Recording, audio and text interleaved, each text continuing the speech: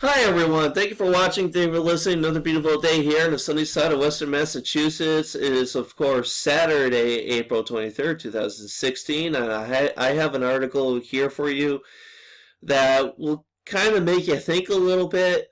But I'm going to go ahead and read the headline and read part of the article. Woman in leading Flint water crisis lawsuit slain in twin killing. Flint, Michigan. A woman at the center of a bellwether Flint water crisis lawsuit was one of two women who were shot to death inside a townhouse earlier this week. Sasha Ivana Bell was one of the first of a growing number of people to file a lawsuit in connection to the Flint water crisis after she claimed that her child had been lead poisoned. Bell was found dead April 19th in the 2600 block of Woodcrest Drive at the Woodcrest Village townhouses. Sequoia Renee Reed was also found shot to death in the home. An unarmed one-year-old child was also found inside of the Ridgecrest home when Bell's body was discovered and was taken into custody by Child Protective Services. Police declined to confirm if it was Bell's child discovered in the home.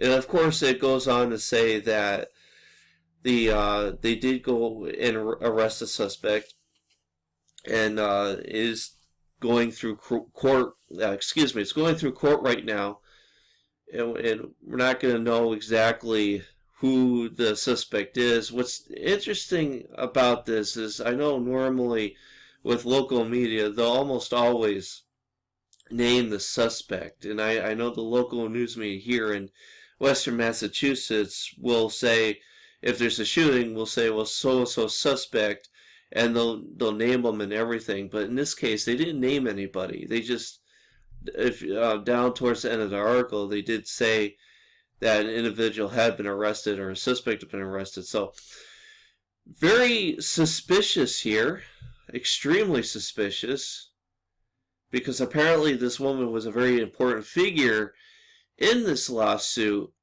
So I'm wondering if this could possibly be an assassination or if this is just a random killing. Of course, I don't have any evidence saying that this was an assassination, but I just wanted to point this article out to make a point that one of the things that you have to consider when you're legally going up against tyrants, and tyrants being the government and also being corporations, there can be consequences. So anybody who's conducting lawsuits for various reasons, you have to be very, very careful when you're doing so. And of course, we need more people like this woman to continue to do so, file lawsuits. And this is also another classic case that by not really going to the media, this particular woman, Sasha Ivana Bell,